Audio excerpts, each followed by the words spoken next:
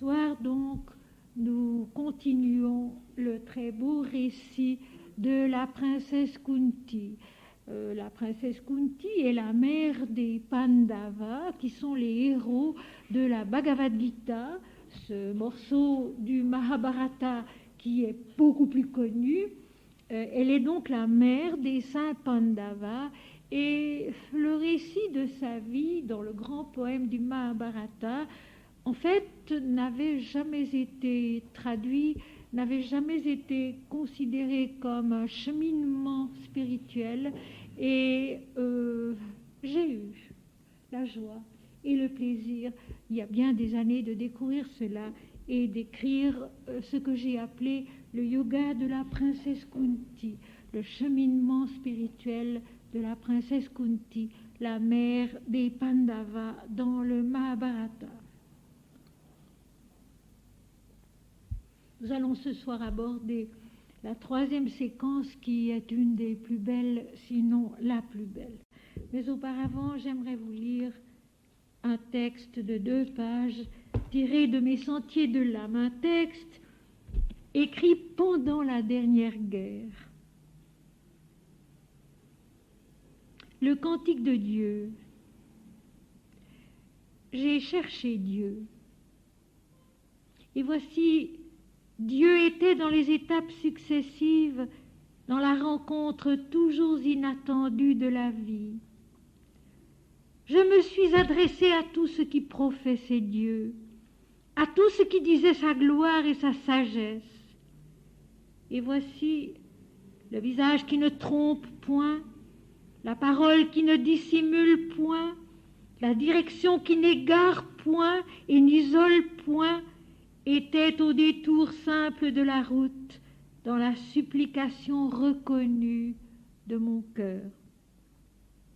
Car quelqu'un avait préparé le chemin, qui savait les particularités du pays et les relais où l'on dépose sa fatigue et son angoisse avant d'aller plus loin dans le voyage. Quelqu'un a fait de sa démarche la démarche de tous, afin qu'il n'y ait qu'une seule prière et un seul déplacement, une seule oui et une seule réponse sous le jour d'un unique regard de gloire. Quelqu'un a fait de sa hardiesse leur hésitation et de sa certitude leur ignorance, et la mesure qui était infinie est devenue la connaissance étroite et subordonnée. Et la grandeur qui n'avait pas son origine dans la distance est devenue pareille à toutes les choses qui sont dans la distance et dans la joie de la condition. Quelqu'un s'est revêtu de la tournure du Verbe et de sa familiarité. Pour eux tous, qui sont dans la tournure et dans les rapports de l'amitié, quelqu'un s'est fait le voyageur, qui n'avait pas besoin du voyage pour connaître et pas besoin du but pour comprendre. Avec eux tous, il s'est fait suppliant sur le chemin qui éloigne et sur le chemin qui ramène, afin que soit connue la distance et disparaisse la contrée qui a été établie pour le voyage, afin que soit détruit tout ce qui se détourne et se distrait de la distance et crée ailleurs une dimension sans fondement. Quelqu'un a fait de la distance un parcours qui relie et s'est dissimulé en faire derrière la connaissance, au cœur de tous, afin qu'ils le trouvent et qu'ils le voient, non plus sous les traits agrandis de leur propre visage, mais dans sa majesté qui est étrangère à leurs propos. Et voici, les yeux sont devenus sans fraude, et les yeux ont connu la vision. Et voici, les yeux sont devenus sans fraude, et les yeux ont connu la vision. Les mains sont devenues sans avidité, et les mains ont connu le travail qui ne paye point de la peine. Le cœur est devenu sans attente, et le cœur a connu la dévotion. Les pieds sont devenus sans timidité, et les pieds ont connu la fatigue pour laquelle ils avaient été créés. Et toutes les facultés, également propices, également nécessaires, ont connu l'œuvre qu'elles avaient reçue en don d'accomplir et d'achever. Et toutes les facultés, également royales, également pures, ont connu l'œuvre gratuite où transparaît Dieu. Et toutes les facultés, également parfaites, chacune selon sa nature, également harmonieuse, chacune avec toutes les autres, ont connu le devoir où il n'est ni perte, ni récompense. Nul ne peut dire le chemin. Seul celui qui est devenu le chemin peut le donner et le reparcourir avec la même peine, avec le même amour, interminablement pour ceux qui sont en son commencement. Nul ne peut dire le chemin. Seul celui qui est devenu le chemin peut le donner et le reparcourir avec la même peine, avec le même amour, interminablement pour ceux qui sont en son commencement. Telle est la grâce, telle est la gloire et telle est la sagesse, et celui en qui elles descendent ne peut plus les oublier. Mais il oublie cela tout entier, qui donne du prix à l'existence de qui a choisi la mort pour bénéfice à ses travaux. J'ai cherché Dieu, et voici Dieu était dans les étapes successives, dans la rencontre toujours inattendue de la vie. Je me suis adressée à tout ce qui professait Dieu, à tout ce qui disait sa gloire et sa sagesse.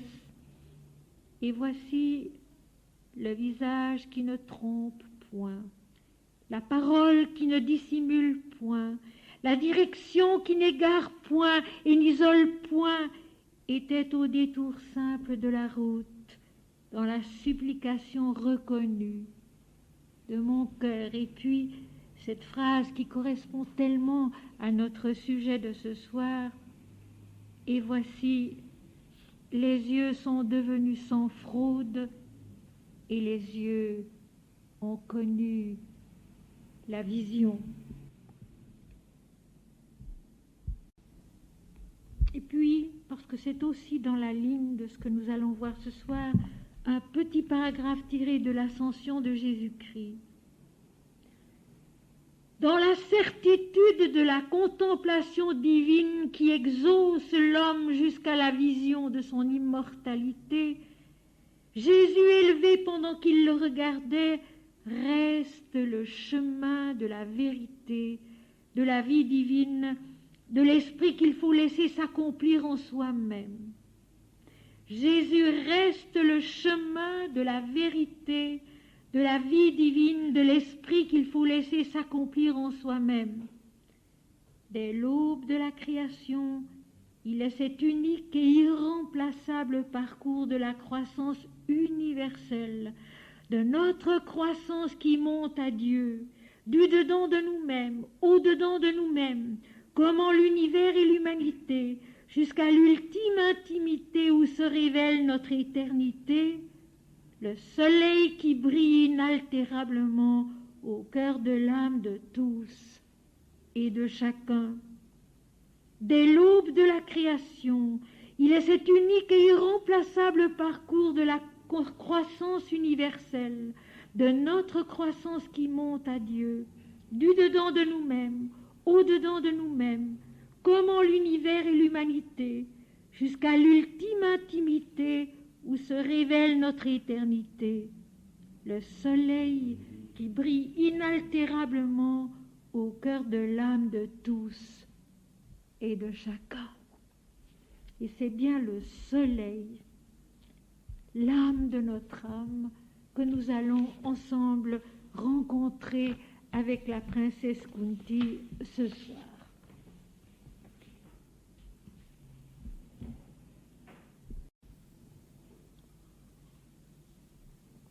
Je rappelle en 2 mots le début.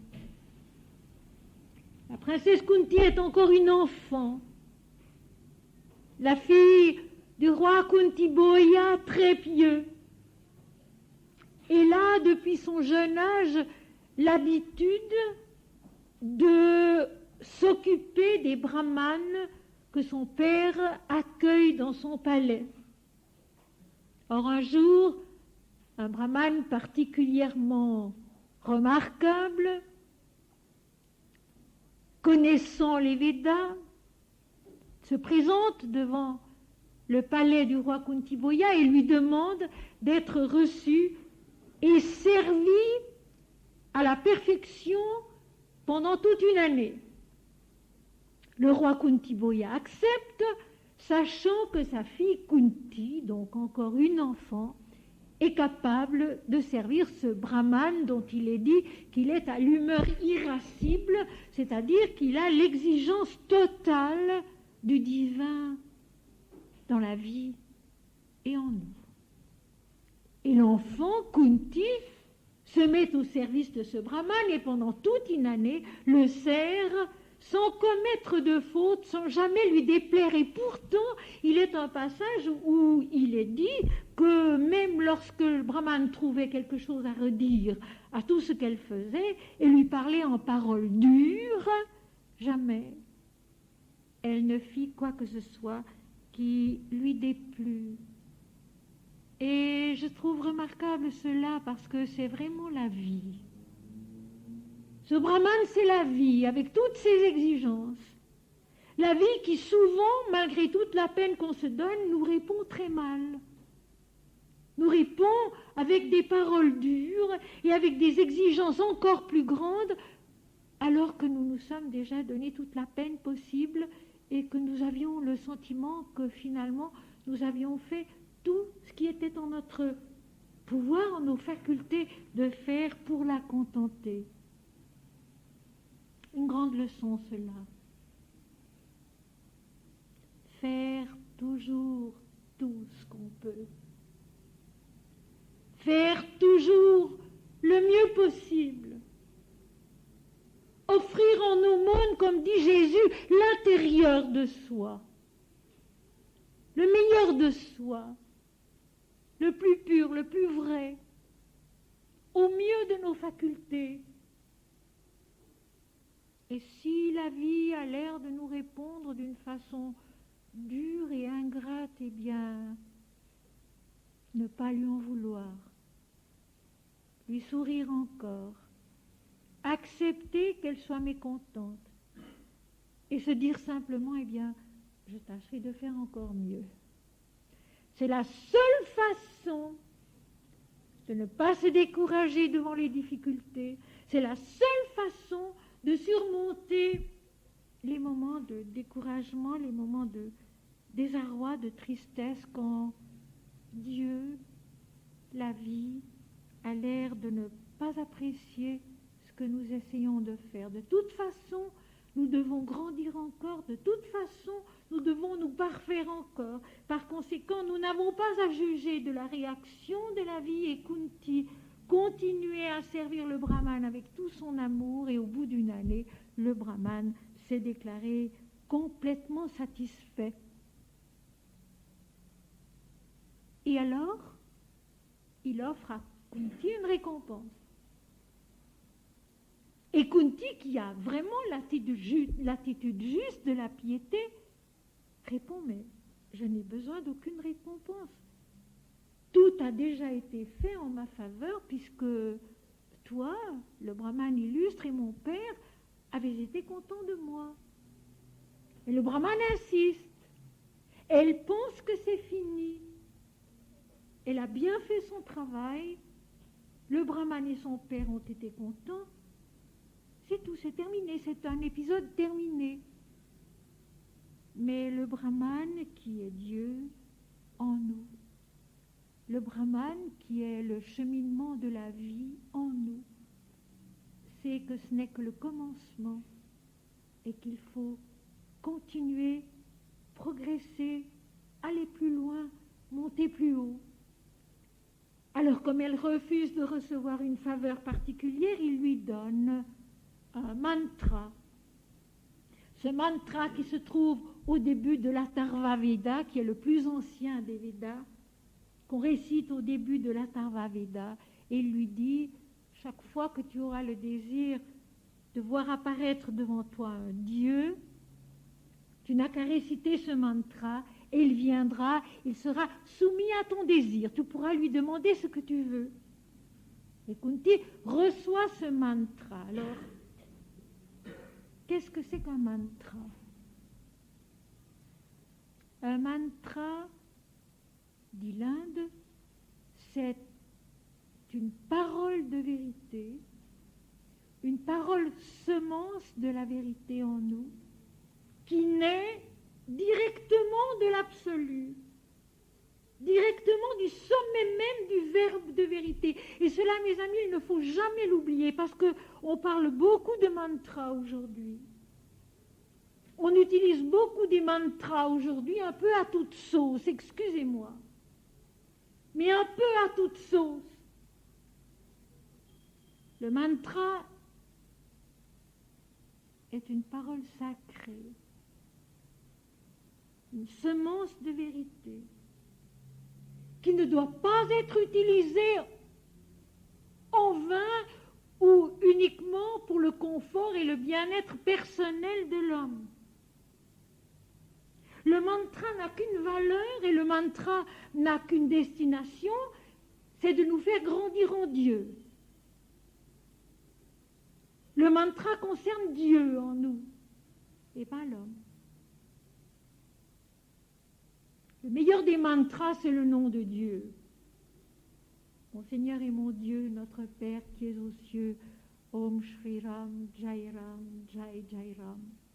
Le meilleur des mantras, c'est le nom de Dieu. Et il faut se souvenir que le mantra nous est accordé pour grandir en Dieu. Et nous allons le voir avec la princesse Kunti. Le mantra n'est pas au service de l'homme, il est au service de Dieu en l'homme. La parole de vérité, la semence dont parle Jésus, qui doit être déposée dans une terre favorable. Et une terre favorable en nous, ce n'est pas l'égoïsme et l'orgueil, ce n'est pas notre propre devenir sur la terre, c'est le devenir de Dieu en nous.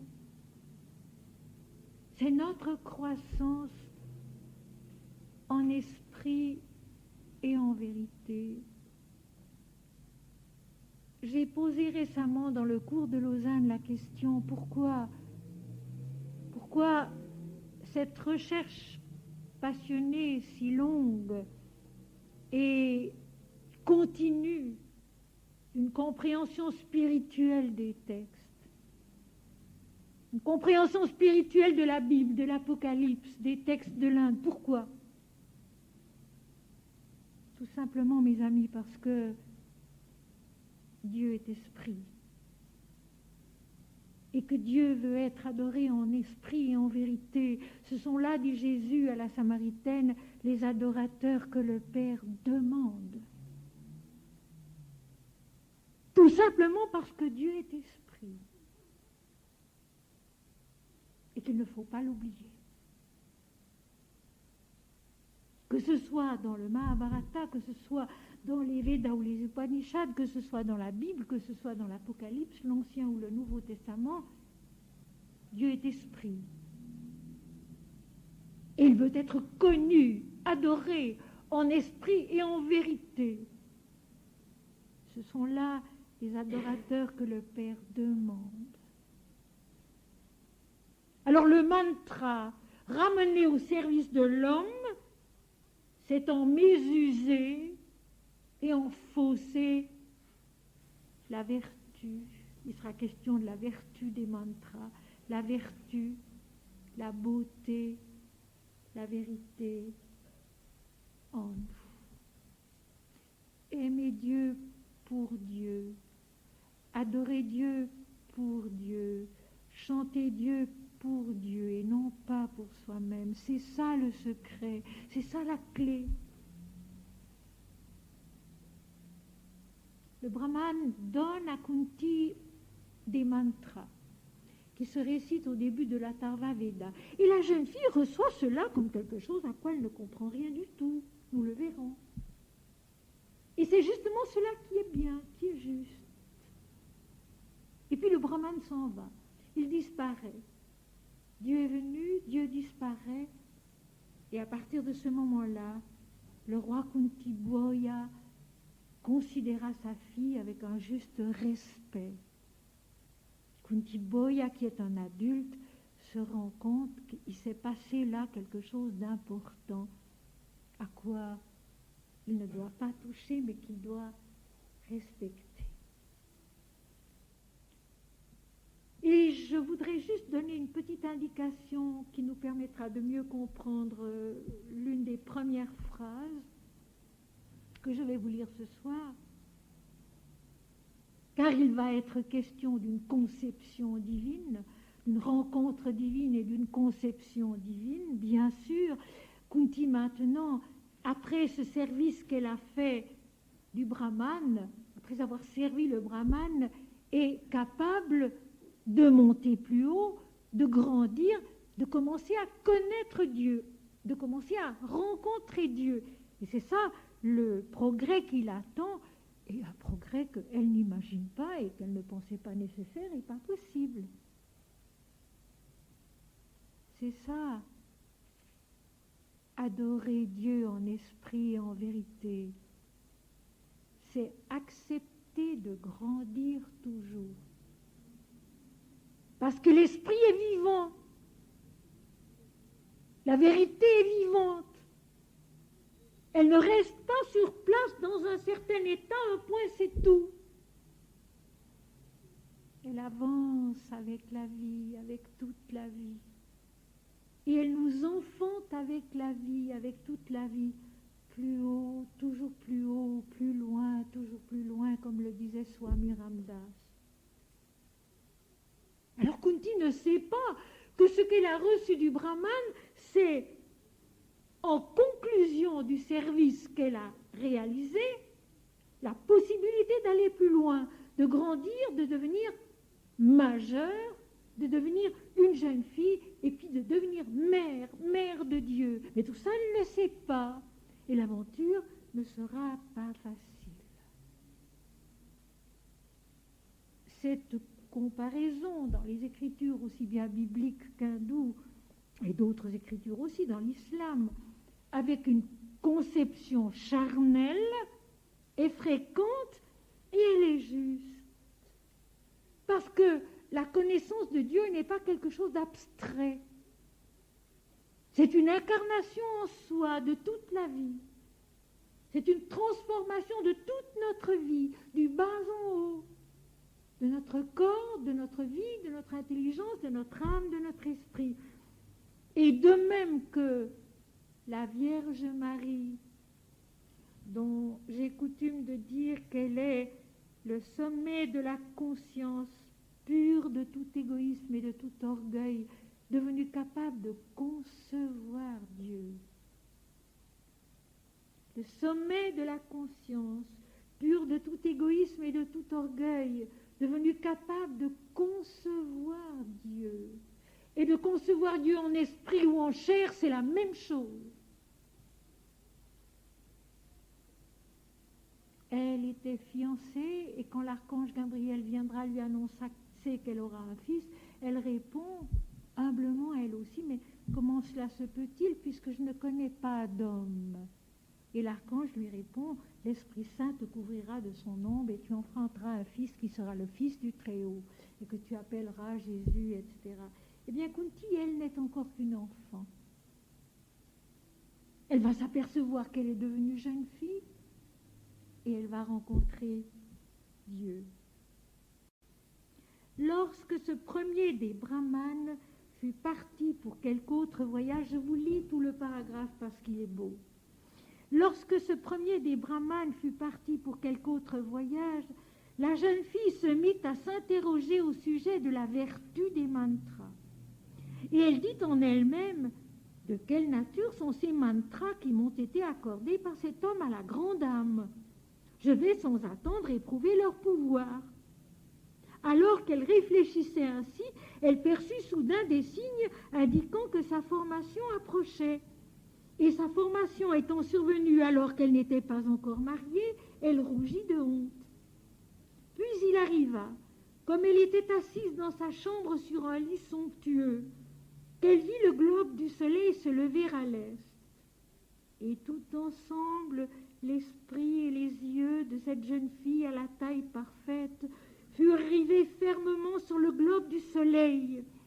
Elle fixait et fixait ce globe sans en être rassasiée, sans être rassasiée de la beauté du soleil matinal. Et tout à coup, elle reçut le don de la vision céleste. Alors elle vit ce Dieu à la forme divine, vêtu d'une cotte de mailles et paré de boucles d'oreilles. À la vue de ce Dieu, ô Seigneur des hommes, elle fut curieuse de connaître la puissance des mantras. La jeune fille alors résolut de l'invoquer. Ayant recours au pranayama, elle invoqua l'auteur du jour. Comme dans la Bible, et c'est justement ce que j'aime tant, un récit concret. Et mes amis, vous savez, l'extase est toujours tellement concrète. L'extase, ce sont des fêtes de l'esprit. Ce sont des lumières de l'esprit. Ce ne sont pas des abstractions. C'est la vie, révélée du dedans et du dehors, avec toute son apparence, avec toute sa richesse, la richesse inépuisable dont parlent sans cesse les Védas, les hymnes védiques, qui sont tous des moments d'extase et qui sont toujours tellement palpables, tellement concrets. L'homme, la création entière, devient. L'homme, la création entière, devient. Lorsque ce premier des brahmanes fut parti pour quelque autre voyage, un accomplissement ailleurs, un travail ailleurs, l'œuvre de l'Éternel ailleurs, la jeune fille se mit à s'interroger au sujet de la vertu des mantras. Elle se demande ce que ces mantras que lui a donné le brahmane signifient et ce qu'ils vont lui apporter. Elle ne se doute pas encore qu'ils vont réveiller en elle la vie de Dieu en l'homme. Vous savez qu'il est un hymne védique où il est question de la naissance du Fils de Dieu en l'homme. C'est un des hymnes adressés à Agni, le 23e. La vie de Dieu en l'homme. La plus belle chose qui puisse arriver à l'homme. La vie de Dieu en l'homme, qui va déterminer un travail absolument inattendu, imprévu, colossal, immense et merveilleux, mais tout à fait imprévisible. Elle se demande quelle est la vertu de ces mantras. Qu'est-ce que ces mantras vont lui apporter? Elle n'en a aucune idée. Elle va être tellement effrayée quand elle rencontrera Surya et qu'il va lui demander ce qu'il va lui demander. Elle va tellement essayer de refuser. C'est extrêmement beau et c'est extrêmement touchant, c'est tellement juste. Elle n'a aucune idée de ce qui va lui arriver. Mais elle se dit, le brahman m'a donné ces mantras, il faut que je sache ce que ces mantras signifient. Et elle dit en elle-même quelle est la nature de ces mantras qui m'ont été accordés par cet homme à la grande âme, par cet homme spirituellement développé, par cet homme éveillé à Dieu, connaissant les Védas, les textes sacrés. Je vais sans attendre éprouver leur pouvoir. Elle se dit, eh bien, puisqu'il m'a dit que je pouvais les employer pour appeler un Dieu, je m'en vais les employer pour voir ce que ça donne. Les premières indications que que l'extase, que la vision concerne la créature tout entière dans sa vie sur la terre, dans son incarnation, alors qu'elle réfléchissait ainsi, elle perçut soudain des signes indiquant que sa formation approchait, donc qu'elle n'est plus une enfant, qu'elle est devenue une jeune fille. Et sa formation étant survenue alors qu'elle n'était pas encore mariée, ce qui était vraisemblablement la coutume, la tradition en Inde, elle rougit de honte. Et c'est une première indication, je dirais un premier avertissement. La liberté divine,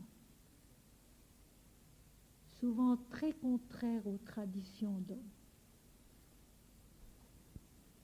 Kunti, qui est une enfant pieuse et très respectueuse de la tradition dans la piété, se trouve dans une situation exceptionnelle.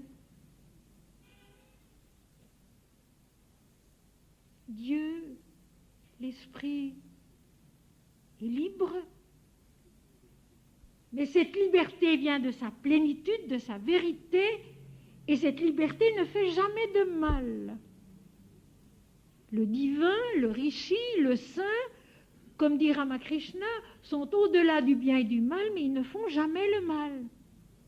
Mais Kunti se trouve déjà d'emblée devant une situation qu'elle n'avait pas prévue, pas attendue, et qui lui fait peur, qui la trouble, parce que c'est contraire à ce qu'elle a appris sur la terre.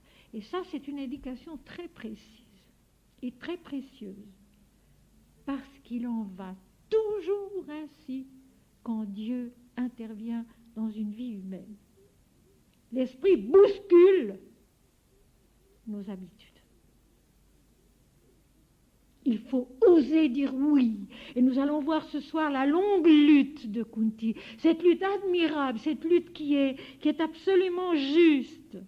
Elle n'accepte pas d'emblée et sans discuter et sans essayer d'échapper à ce qui l'attend.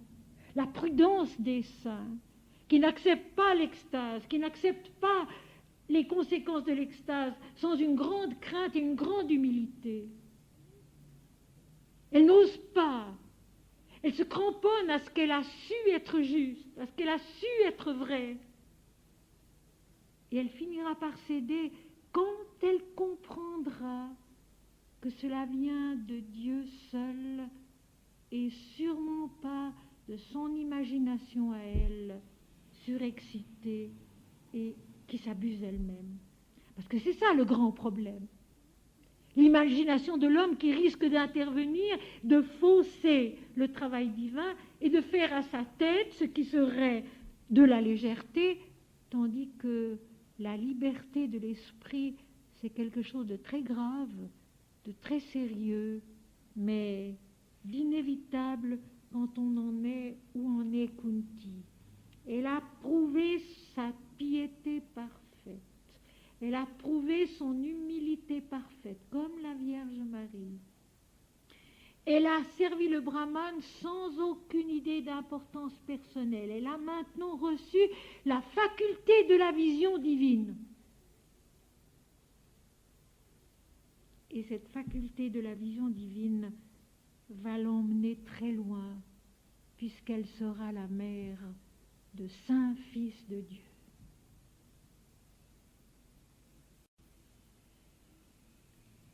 Puis, il arriva, comme elle était assise dans sa chambre sur un lit somptueux, elle est fille de roi, et puis ce lit somptueux, c'est aussi la somptuosité de sa propre nature, la somptuosité de ce qu'elle est, totalement, sur la terre et déjà dans le ciel. Elle vit le globe du soleil se lever à l'est, et c'est là que c'est très beau, parce que du fait quotidien, du lever du soleil matériel, va jaillir la vision, exactement comme pour le Christ, de la tradition de la fête de la Pâque, va jaillir la révélation de la Pâque nouvelle. Du rite de l'habitude pieuse. On salue dans l'Inde par la Gayatri le lever du soleil. Le lever du soleil dans l'Inde est un moment sacré où chacun cesse ses occupations et chante la Gayatri. Je vous la chanterai peut-être tout à l'heure pendant la méditation. Le lever du soleil, c'est un moment sacré. Et pendant qu'elle réfléchit sur son lit, Kunti, qu'elle pense à ses mantras, qu'elle est surprise par ce qui lui arrive, elle voit se lever le soleil. Et au moment où elle voit se lever le soleil du jour, ses propres préoccupations disparaissent. Elle est émerveillée, elle fixait ce globe sans être rassasiée de la beauté du soleil matinal. Tout ensemble, l'esprit et les yeux de cette jeune fille à la taille parfaite, à la nature parfaite, sans faute, sans égoïsme, sans orgueil, furent rivés fermement sur le globe du soleil. Et soudain, à force de contempler le soleil qui fait se lever le jour sur la terre, c'est Dieu qu'elle voit. Elle reçoit de tout en haut le don de la vision céleste. Surya le lui dira tout à l'heure. Tout d'abord, je t'ai fait don de la vision céleste. C'est pour ça que tu pouvais me voir. Soudain, le soleil du jour matériel disparaît. Et c'est Dieu qu'elle voit. Et non seulement Dieu qu'elle voit, mais je dirais Dieu qu'elle ressent. Parce que c'est une vision qui à la fois est une certitude intérieure. Soudain, son regard est devenu intérieur. Et de l'aspect extérieur du soleil, elle est née à la vision du soleil intérieur, de Dieu en elle-même. C'est ça la vision céleste, la vision divine, où le regard des deux yeux se centre en une seule vision qui devient intérieure et qui est Dieu. Et tout à coup, elle reçut le don de la vision céleste. C'est tellement simple dans le récit et c'est tellement parfaitement articulé. Un phénomène naturel. Son émerveillement, on dit bien que l'émerveillement c'est un des grands facteurs de la vie spirituelle, une des grandes armes de notre âme, si vous voulez, pour accéder à la vie de l'esprit. Elle s'émerveille, et s'émerveillant, ce n'est plus le soleil du jour terrestre qu'elle voit. Elle reçoit le don de la vision céleste, et elle voit en elle-même le Dieu Surya. Elle reçut le don de la vision céleste. Alors elle vit ce Dieu à la forme divine. C'est vraiment la rupture du plan mental à son sommet. Le plan mental a été accompli. Il a été accompli dans la piété. Il a été accompli dans l'humilité.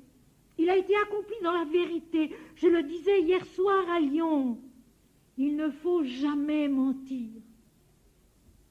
Il ne faut jamais mentir. C'est ce qui permet au mental de se dépasser lui-même. Le plan mental est arrivé au sommet de son accomplissement et maintenant il se dépasse, le plan mental. Il y a rupture du plan mental à son sommet et la conscience voit avec d'autres facultés, avec une sensibilité intérieure qui est tout à fait nouvelle. Elle voit, et ce qu'elle voit, en même temps, elle sait que c'est vrai. Elle sait que ce n'est plus de la terre, mais elle sait en même temps que c'est vrai. Ce Dieu, à la forme divine, vêtu d'une cotte de maille, la fameuse cotte de maille dont il était question au début, cette cotte de maille qui est d'or et qui est ce corps de lumière, ce corps incorruptible comme l'or, vêtu d'une cotte de maille et paré de boucles d'oreilles d'or qui viennent d'ailleurs d'Amriti, de Shiva, ce sera dit plus loin, qui sont, si vous voulez, les attributs du corps de lumière de Surya et de son audition spirituelle qui comprend, qui sait, qui entend ce que dit l'Esprit, ce que dit Dieu. À la vue de ce Dieu, ô Seigneur des hommes, elle fut curieuse de connaître. Vous voyez comme le processus se fait. Le processus se fait malgré elle. Et ça aussi, c'est vrai, c'est juste. Le processus se fait malgré elle. Elle veut bien se demander ce que sont ces mantras qu'elle a reçus, mais le processus se fait de lui-même. Elle s'interroge au sujet des mantras, elle s'aperçoit qu'elle est devenue jeune fille, le soleil se lève, elle s'émerveille du soleil levant, et maintenant, en s'émerveillant du soleil, elle acquiert la vision divine, et puis alors elle est curieuse maintenant de connaître la puissance des mantras, ce que va lui permettre de réaliser le mantra. La jeune fille alors résolut de l'invoquer, et elle a recours au pranayama pour invoquer l'auteur du jour.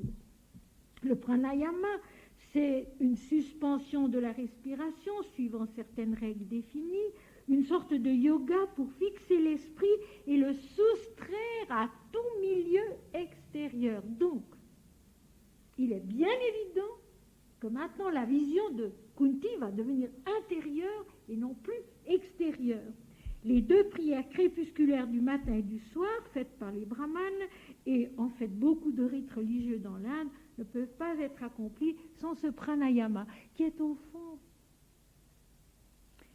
une respiration qui se transforme d'elle-même au rythme de Dieu et qui s'arrête elle-même au rythme de Dieu. Il y a des suspensions de respiration, mais qui ne sont pas décidées par nous, qui se font au rythme de Dieu. En fait, Kunti devient complètement conditionnée par le divin pour rencontrer Surya en elle-même, parce que c'est une rencontre intérieure et en combat. Ainsi appelé par elle au roi, l'auteur du jour se présenta rapidement. Il était d'une couleur jaune comme le miel, il possédait des armes puissantes et son cou portait des lignes semblables à celles des coquillages. Paré de bracelets, auréolé d'un diadème, il vint souriant et illuminant tout autour de lui. C'était par la puissance du yoga qu'il se divisait lui-même en deux parties, dont l'une continuait à donner de la chaleur et l'autre apparaissait devant Kunti.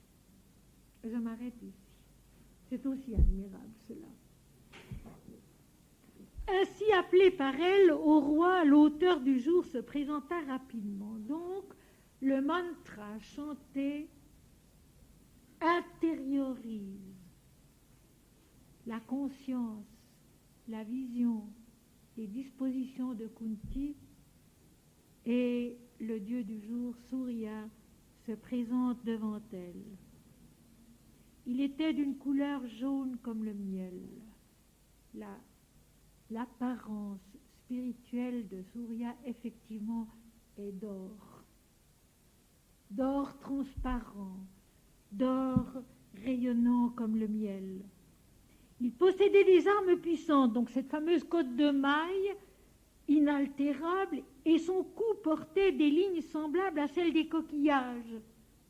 La vision a l'éclat nacré, l'éclat merveilleux du coquillage, paré de bracelets, auréolé d'un diadème, comme les couronnes des vieillards et de toutes sortes d'éléments dans l'Apocalypse, auréolé d'un diadème, il vint souriant et illuminant tout autour de lui. Donc, c'est le rayonnement, c'est une sorte d'illumination intérieure que connaît Kunti.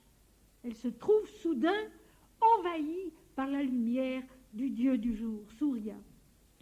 C'était par la puissance du yoga, donc la puissance de concentration qui est d'ailleurs à l'origine de la création de l'univers lui-même, qu'il se divisait lui-même en deux parties. Le soleil qui illuminait la terre demeurait dans le ciel. Et cependant, il apparaissait tout aussi authentiquement et totalement à la vision de Kunti. Il s'adressa à Kunti en paroles qui étaient extrêmement douces, disant l'extase, si vous voulez, commence par être justement une illumination infiniment douce, une joie intérieure, une surprise, un bonheur lumineux.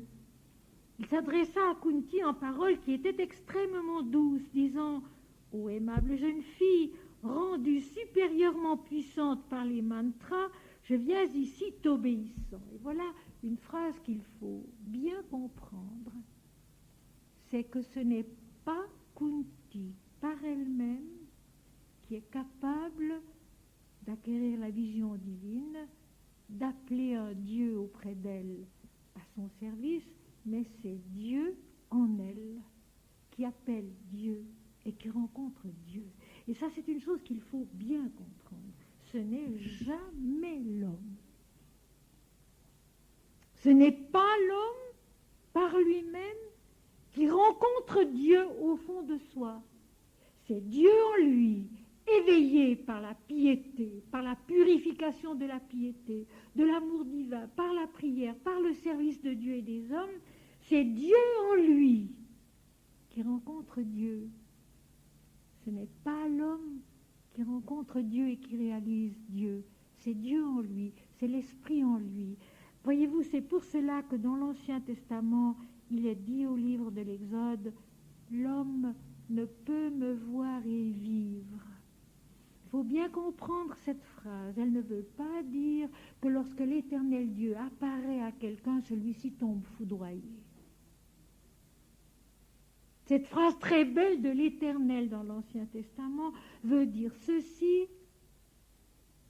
quand l'homme voit Dieu, son moi individuel est déjà dépassé. Il est déjà mort, il est déjà dépassé. Il n'y a plus d'égoïsme, il n'y a plus d'orgueil, ce n'est pas possible. Parce que si c'était l'homme, quel usage est-ce qu'il en ferait?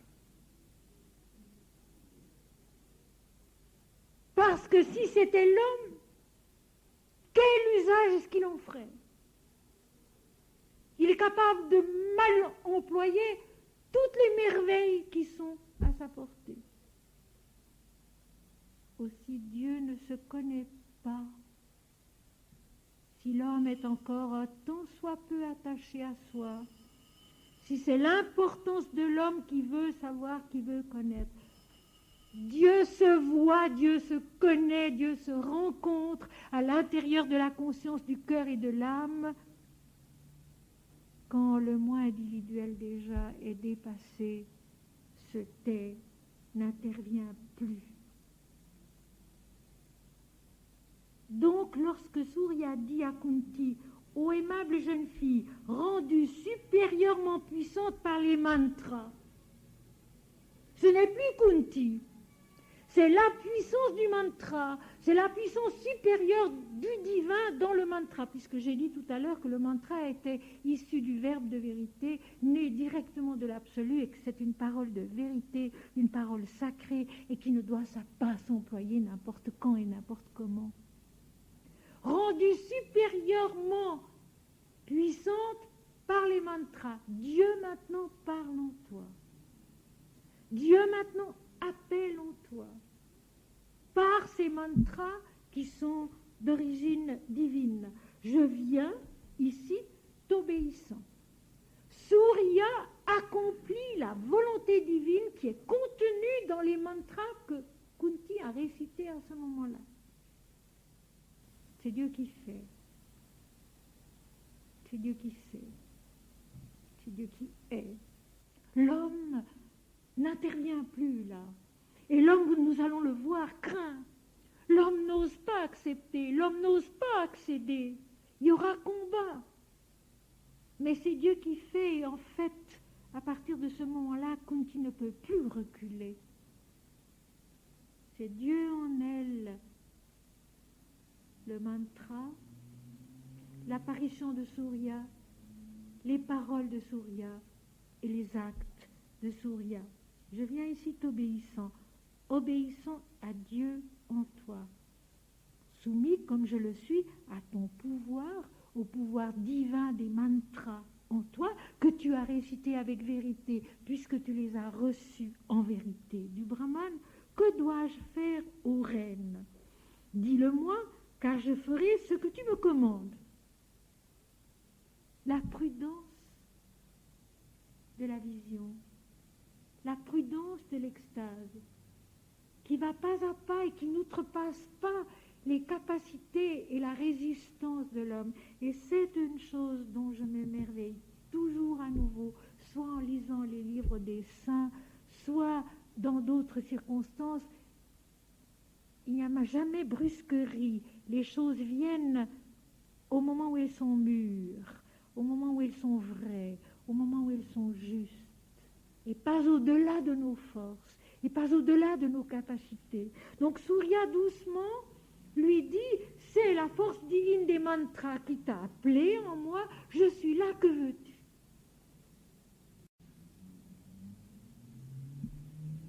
Alors, Kunti, entendant ces paroles du Dieu, lui dit, ô être adorable, retourne à l'endroit d'où tu es venu. Je t'ai appelé par pure curiosité. Pardonne-moi, ô être adorable. Le recul très simple, très humble du corps humain, de la conscience humaine qui vit pour la première fois la rencontre de Dieu en soi, ça suffit. Retourne d'où tu es venu. Je t'ai appelé par pure curiosité. Pardonne-moi, ô être adorable. C'est déjà trop grand. C'est déjà trop beau. C'est déjà trop immense. Kunti a le sentiment que ça suffit et qu'elle ne veut pas en savoir davantage. Retourne d'où tu es venu. C'est par curiosité que je t'ai appelé. Pardonne-moi, ô être adorable. Elle ne sait pas qu'un processus divin s'est déclenché en elle et qu'elle ne pourra plus jamais l'arrêter. Quoi qu'il en coûte, quoi qu'il lui en coûte, elle ne sait pas que ce processus divin, maintenant, il est déclenché en elle depuis sa piété de l'enfance, depuis son service du Brahman pendant toute une année qu'elle a satisfait, maintenant qu'elle a reçu le mantra qui lui permet d'obtenir la vision divine, la vision céleste. Elle ne sait pas, Kunti, qu'un processus divin s'est déclenché en elle qu'elle ne pourra plus jamais arrêter. Combien de saintes nous disent la même chose quand ils racontent leur vie. Je ne savais pas ce qui m'arrivait, disait saint François d'Assise. Je ne savais pas ce qui m'arrivait, il n'avait pas envie d'en savoir davantage. Il n'avait pas envie d'aller plus loin. Lorsqu'il a été jeté dans le fossé au bord de la route par la vision intérieure et que le Seigneur lui a dit « Ma maison, assise, regarde dans quelle misère elle est, va la rebâtir. » Et saint François d'Assise n'a pas encore compris à ce moment-là qu'il ne s'agissait pas seulement de la chapelle de Saint-Damien à Assise, mais de la maison de Dieu parmi les hommes, de son Église qui n'allait pas bien. Et saint François d'Assise n'a pas voulu en savoir davantage, il est rentré chez lui, il ne savait pas ce qui lui était arrivé, lui aussi, il a dit « Retourne d'où tu es venu. Pardonne-moi, je n'ai pas compris. Je n'ai pas envie d'aller plus loin. Pardonne-moi, ô être adorable. » Mais le processus divin n'est pas déclenché s'il ne sait pas qu'il ira jusqu'au bout. Aussi Surya répond-il, ô jeune fille à la taille élancée, je vais, comme tu l'as dit, retourner à l'endroit d'où je suis venue. Cependant, ayant appelé un être céleste, il n'est cependant pas convenable de le renvoyer en vain. Si Dieu se présente en nous, ce n'est pas pour rien. Il n'est pas convenable de le renvoyer en vain. Ton intention, ô toi qui es béni, est d'avoir de Surya un fils pourvu d'une cotte de mailles et de boucles d'oreilles, et qui, quant au courage, serait incomparable dans ce monde. Concevoir Dieu en soi. C'est sûr que c'est cela que le mantra portait en soi. C'est sûr que c'est cela que, sans le savoir encore, la conscience incarnée en Kunti avait soif de réaliser. C'est sûr que c'est cela que nous aussi, sans le savoir, nous avons soif de réaliser, connaître Dieu, concevoir Dieu en nous-mêmes, le connaître vraiment, et pas comme nous le connaissons si mal de l'extérieur. Tu m'as appelé, je suis venue. Ton intention est d'avoir de moi un fils, c'est-à-dire de concevoir Dieu en toi-même. Un fils pourvu de la fameuse cotte de mailles, d'un corps de lumière et d'armes puissantes qui le rendront incomparable dans le monde. La force divine qui est aussi promise pour Saint Jean-Baptiste dans le Nouveau Testament, à Zacharie, le prophète, le sacrificateur, c'est toujours un être exceptionnellement bien armé. Armé de la force divine, indispensable dans le monde où la vie est un combat sur tous les plans, et la vie spirituelle, elle aussi, est un combat dont il faut souvent accepter les conditions qui ne sont pas faciles, mais qui valent toujours la peine, qui ne sont pas faciles, mais qui valent toujours la peine. Saint Jean de la Croix, ce grand saint d'Espagne, qui a été vraiment très très loin, c'est peut-être le saint chrétien qui s'est le plus rapproché des grands sages de l'Inde. C'est un yogin, c'est un jnanine, Saint Jean de la Croix. Il a connu l'unité. Et bien lui, qui a été emprisonné pendant 9 mois pour sa vie spirituelle, disait: tout ce que j'ai pu souffrir en prison n'est rien en comparaison d'une seule des grâces reçues. Tout ce que j'ai pu souffrir en prison n'est rien en comparaison d'une seule grâce reçue. La vie spirituelle est un combat, et voilà pourquoi dans les textes sacrés dans la Bible, aussi bien que dans le Mahabharata, la Bhagavad Gita et d'autres textes sacrés, il est toujours question de guerriers, d'armées, d'armes. Le combat nécessaire pour triompher ici-bas de tout ce qui s'oppose à la vie de l'esprit. Ayant appelé un être céleste, il n'est pas convenable de le renvoyer en vain. Quelque chose doit se passer. Une croissance intérieure doit être accomplie. Tu dois avancer en avant, toujours en avant. Au bout du tunnel, il y a la lumière. Au bout du combat, il y a la victoire. Au bout de l'amour, il y a Dieu. En avant, va, marche, lève-toi. La Bible est pleine de ces mots-là. Tu ne peux plus rester ce que tu étais. Tu as accompli une étape. L'étape suivante t'attend et l'exigence sera toujours plus grande, avec cette différence que peu à peu Kunti, devenant l'épouse plus tard du roi Pandu, saura ce qu'elle fait. Tandis que maintenant, elle ne sait pas encore ce qu'elle fait. elle subit sa transformation divine en ce moment. Elle subit sa transformation divine, ce qui n'est jamais facile. Et quand elle l'aura subi jusqu'au bout, je ne pense pas que nous pourrons arriver aujourd'hui, mais la prochaine fois, je terminerai ce grand passage-là.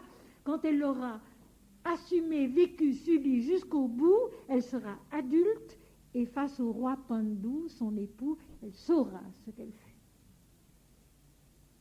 Maintenant, elle avance dans la nuit. Elle tâtonne dans l'inconnu. Dieu agit en elle, il va la faire grandir, il va la rendre mère, mère de Dieu. Elle concevra Dieu en soi et le transmettra aux hommes. Immense tâche.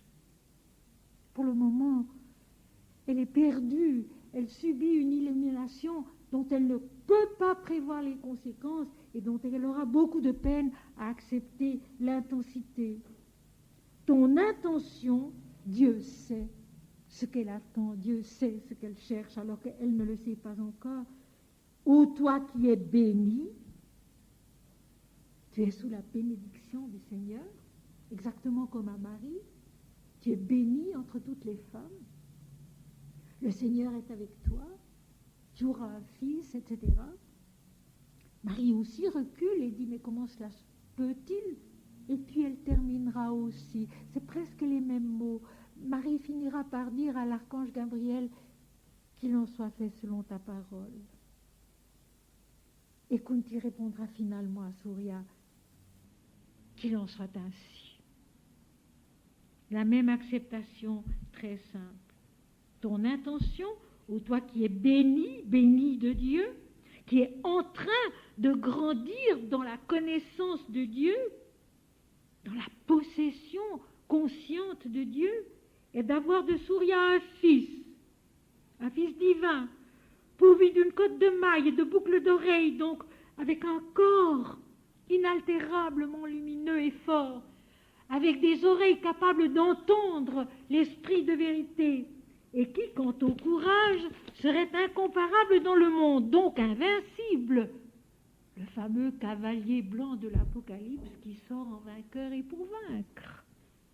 Ce sont toujours les mêmes paroles, ce sont toujours les mêmes images, ce sont toujours les mêmes comparaisons.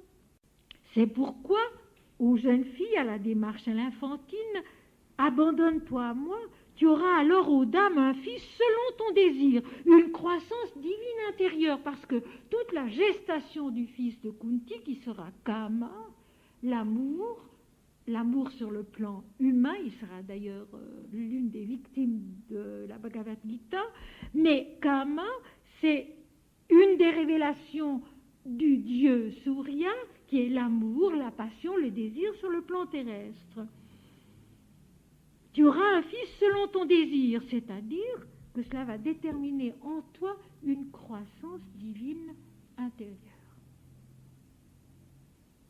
Le Fils, la conception divine dans les Écritures saintes, c'est un Fils qui naît sur la terre, qui est transmis à l'humanité, d'accord, mais c'est avant tout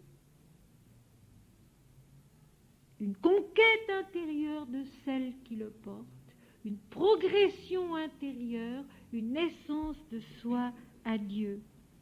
Ô aimable jeune fille, ô toi au doux sourire qui est aimante, soumise, humble, docile, tu l'as montré, je m'en irai après cela. Mais si tu ne me contentes pas aujourd'hui, en obéissant à ma parole, je te maudirai avec colère, toi, ton père et aussi ce brahmane. Par ta faute, je les consumerai sûrement tous. J'infligerai un juste châtiment à ton père insensé qui ignore ta transgression et à ce brahmane aussi qui t'a donné les mantras sans connaître ta nature et ton caractère.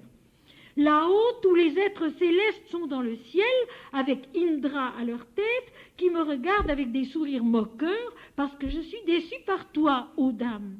Contemple ces êtres célestes, car tu possèdes à présent la vision céleste. Tout d'abord, je t'ai doué de la vision céleste, c'est pour cela que tu pouvais me voir. très souvent, dans nos rencontres, je répète ceci, et qui est démontré par le texte que je viens de lire. Ce qu'un individu, ce qu'une conscience individuelle peut vivre au-dedans de soi,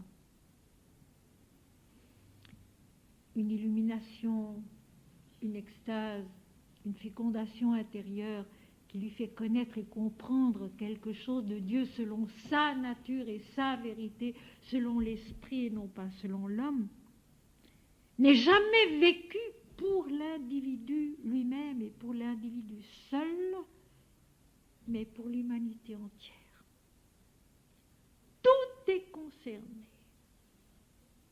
Et c'est une des choses qu'il faut essayer de comprendre intellectuellement déjà. C'est que la vie spirituelle, la démarche intérieure, le chant des mantras, l'adoration, la piété qui nous conduit à certains moments de grâce où nous concevons quelque chose de Dieu, ce n'est pas pour nous, mais c'est pour tous. Et c'est écrit ici, nous allons reprendre mot à mot, et chez Kunti c'est tellement beau parce qu'elle aussi, en répondant, elle va constamment tenir compte des autres. Le bien de son père, le bien du brahman, le bien de tous ceux qui sont autour d'elle. Elle va constamment être inquiète aussi pour eux. La vie spirituelle est vraiment le contraire de l'égoïsme et de l'orgueil. Elle ne se vit jamais pour soi-même, mais pour Dieu et pour tous. Et jamais pour une importance ou une considération personnelle, mais pour la gloire de l'Esprit, pour la lumière de Dieu sur la terre. Concevoir pour transmettre. Refuser de concevoir est donc une faute qui n'atteint pas seulement l'individu, mais qui atteint le monde autour de lui. Et c'est une chose dont il faut se souvenir, mes amis, en priant, en adorant, en essayant d'avoir une vie spirituelle et pieuse, en récitant des mantras, en récitant le nom de Dieu. Ce n'est pas pour nous. C'est pour nous et pour tous. Toujours. Et quand on ne le fait pas, et quand on est égoïste et orgueilleux, malheureusement, c'est aussi pour soi-même et pour tous. C'est la même chose, c'est la même loi. Si on est égoïste et orgueilleux, c'est pour soi-même, mais c'est aussi pour les autres. Ça fait du mal en boule de neige, si je puis dire. Ça apporte la lumière et le bien, et le bon, et le vrai, et le beau. En soi-même, certes, mais autour de soi, parce que Dieu est tout, et parce que l'individu n'est vrai qu'en Dieu, dans l'impersonnelle splendeur de sa réalité qui est en Dieu. Et Surya commence à expliquer cela à Kunti qui a tout à apprendre, c'est clair. Je m'en irai, oui, mais quand j'aurai fait ce que je dois faire avec toi en ce moment, selon la loi, la vertu des mantras qui sont de Dieu. Si tu ne me contentes pas aujourd'hui en obéissant à ma parole, il est venu obéir à Kunti, il est clair qu'il est venu obéir à Dieu.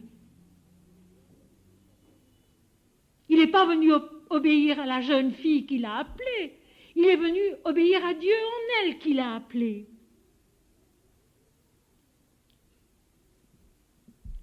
Je suis venu obéissant à ta parole. Et si tu ne m'obéis pas à ton tour, je te maudirai avec colère. Toi, ton père et aussi ce brahman. Par ta faute, je les consumerai sûrement tous. C'est-à-dire que tous les autres plans de la conscience et de la vie vont retourner à l'ignorance, à la nuit. Il y a eu un chemin parcouru. Ça, c'est une chose qui arrive en nous tellement fréquemment. Il n'y a pas besoin de chercher un palais et des habitants. C'est une chose qui arrive en nous tellement fréquemment. Un chemin a été parcouru, un chemin de piété, un chemin de vérité. Et puis parce qu'on n'a pas la volonté, le courage, l'amour d'aller plus loin quand c'est le moment, qui n'avance pas recule. Le dicton populaire le dit. Il y a régression. Et tous les autres plans de ta conscience, de ta vie, de ta famille, même le Brahman, tout cela va reculer, va retourner vers l'ignorance et vers la nuit. C'est ça la malédiction de Surya.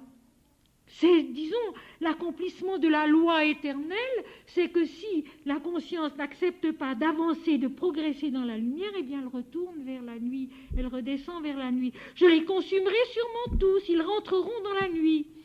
J'infligerai un juste châtiment à ton père insensé qui ignore ta transgression, qui ne sait pas ce que tu es en train de faire maintenant, de refuser Dieu alors qu'il s'est présenté à toi, et à ce brahman aussi qui t'a donné les mantras sans connaître ta nature et ton caractère.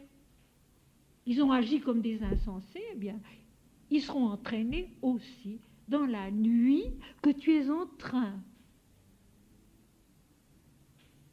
de repréparer, d'encourir toi-même parce que tu refuses de connaître Dieu un peu plus haut, un peu plus loin, hors du mental, dans un domaine que tu ne connais pas du tout encore. Là-haut, tous les êtres célestes sont dans le ciel. Puisqu'elle voit Surya, elle a eu accès maintenant à ce ciel des dieux que dans l'Inde on appelle Svar, le ciel des dieux. La vision céleste, c'est la découverte du monde divin dans sa diversité, parce qu'il n'est pas du tout uniforme, dans son immense richesse et sa diversité si bien chantée dans les hymnes védiques. Donc les êtres célestes sont dans le ciel, tous les dieux, avec Indra à leur tête, qui me regardent avec des sourires moqueurs parce que je suis déçu par toi. Il y a une espèce de raillerie spirituelle, et cette raillerie, elle existe aussi dans la Bible, et elle porte un nom, c'est Isaac, celui qui rit. Et ce rire, dans les textes sacrés, c'est d'une part le rire du doute et d'autre part le rire aussi de la joie divine qui sait qu'elle triomphera. Alors les êtres célestes qui assistent intérieurement en Kunti à ce débat entre elle et Surya, ils sourient. Il y a la moquerie du doute. Est-ce que oui, est-ce que non? Et en même temps, ce sourire divin qui sait que Dieu triomphera parce que Kunti ne peut plus revenir en arrière. D'ailleurs, Sri Ramakrishna le dit quelque part, à partir d'un certain niveau spirituel, l'homme ne peut plus régresser, ne peut plus reculer. La conscience incarnée ne peut plus reculer. Parce que je suis déçu par toi, parce que tu m'as appelé, que maintenant que je suis là, tu as peur et tu recules. Contemple ces êtres célestes, vois-les, car tu possèdes à présent la vision céleste. Je t'ai donné la vision céleste, tu peux voir Svar, le ciel des dieux, la complexité de la vie divine. Tout d'abord, je t'ai doué de la vision céleste, c'est pour cela que tu pouvais me voir. Tout a donc été fait par Dieu. Dieu dans les mantras, Dieu dans l'apparition de Surya, Dieu dans la vision céleste qu'il a donnée à Kunti. Kunti n'a rien fait, c'est Dieu qui a tout fait. Alors la princesse vit les êtres célestes qui se tenaient au firmament, chacun dans sa propre sphère, de même qu'elle voyait devant elle ce Dieu hautement resplendissant, paré de rayons, c'est-à-dire Surya lui-même. Et les voyant tous, la jeune fille fut effrayée. Alors elle s'adressa à Surya disant, « Ô Seigneur rayonnant, retourne dans ta propre région. Cet outrage fait par toi, ma virginité est remplie de peine pour moi. C'est seulement le père, la mère et d'autres supérieurs qui ont le droit de donner le corps de leur fille. Je ne sacrifierai jamais ma vertu, voyant que dans ce monde, le fait de garder sa personne inviolée est considéré comme le plus haut devoir des femmes et est tenu en grande estime. Ô toi qui possèdes une riche splendeur, c'est seulement pour éprouver la puissance de mes mantras que je t'ai appelé par pur enfantillage. Considérant que ceci a été fait par une fillette d'âge tendre, il convient au Seigneur que tu lui pardonnes.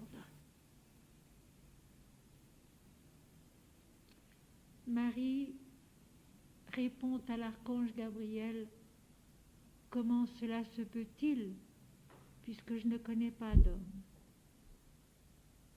Kunti répond, selon sa tradition, c'est seulement le père, la mère, les amis qui ont le droit de donner leur fille en mariage. Je ne peux pas, moi, prendre cette responsabilité pour moi, de me donner à toi, je ne peux pas. Elle dépend encore, pense-t-elle, de cette hiérarchie dans la conscience qui fait qu'une jeune fille n'a pas le droit de se donner sans l'assentiment de ses parents.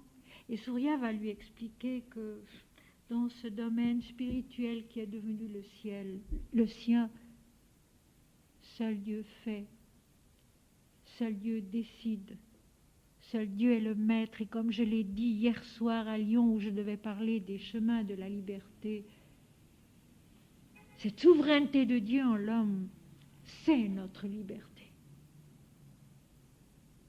Cette souveraineté de Dieu en l'homme, c'est notre liberté. Mais je reviens en arrière. Alors la princesse vit les êtres célestes qui se tenaient au firmament, chacun dans sa propre sphère, chacun avec son caractère et son influence particulière dans la conscience, qui se tenaient au firmament, chacun dans sa propre sphère, de même qu'elle voyait devant elle ce Dieu hautement resplendissant, paré de rayons, c'est-à-dire Surya lui-même. Et les voyant tous, la jeune fille fut effrayée. Elle est submergée, habitée par une illumination immense, divine, qu'elle ne peut pas encore comprendre, qu'elle ne peut pas encore assumer, assimiler, que pour l'instant elle subit, dont elle ne connaîtra la joie que beaucoup plus tard, après un long temps, beaucoup d'années de gestation, de travail intérieur, où elle arrivera à une maturité divine. Pour le moment, elle subit, elle reçoit, elle est bénie. Elle va être transformée, transfigurée, elle sera autre, elle va devenir mère de Dieu. Mais pour l'instant, elle ne se sent pas le droit de s'engager toute seule sur un tel chemin qui l'engage totalement sans, au fond, pouvoir mettre au courant sa famille, ses parents. Et ce respect de Kunti pour la tradition, les parents, les coutumes, c'est justement ce qui fait sa force et sa pureté. Elle n'agit pas à la légère, elle ne s'embarque pas sans réfléchir dans ce qui lui est demandé. Elle veut rester constamment d'accord avec elle-même. Et elle ressemble ici terriblement à des saints comme Sainte Thérèse d'Avila, Saint François d'Assise, dont la terreur était de commettre le péché. À aucun prix il n'aurait voulu se tromper. À aucun prix il n'aurait voulu commettre quelque chose qui ne soit pas juste devant Dieu, juste devant l'Église, juste devant les Écritures saintes. Cette peur-là, nous l'avons perdue. Et c'est dommage. Et c'est dommage. Parce que c'est une sauvegarde, et c'est en respectant précisément ce qui est considéré comme sacré et sérieux dans la vie des hommes qu'on peut naître à la toute liberté de l'esprit. Et Kunti sera royalement libre. Après, plus tard. Elle sera royalement libre, Kunti. Mais pas maintenant.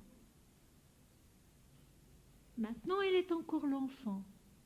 Maintenant, elle est encore la toute jeune fille. Maintenant, elle n'a pas encore connu Dieu. Maintenant, elle n'a pas encore été fécondée de la conception divine qui va la rendre puissamment mère, mère des hommes, mère de Dieu. Pour le moment, elle ne l'est pas. Alors sa sauvegarde, c'est de respecter les lois qu'elle a toujours respectées jusqu'à présent. Obéir à son père et à sa mère, à ses amis en plus de ça. Et puis, rester sérieuse dans son comportement humain.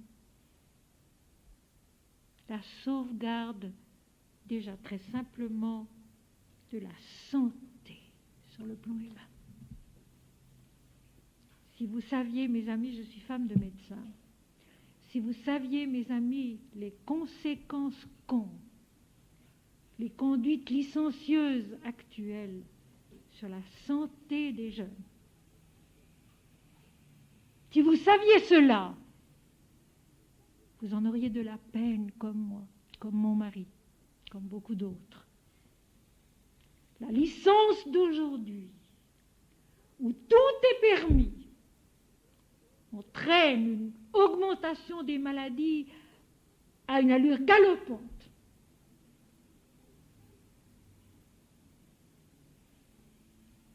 C'est dommage. Parce que la santé aussi, c'est un don de Dieu. Et la santé morale aussi, c'est un don de Dieu. Et c'est une force. Et c'est la force des saints. Et c'est la force de Kunti, de ne pas vouloir à la légère sacrifier ce qu'elle a toujours considéré comme son devoir le plus sacré, obéir à ses parents et respecter sa propre personne. Alors elle lutte face à Dieu lui-même. Seuls le père, la mère et d'autres supérieurs ont le droit de donner le corps de leur fille.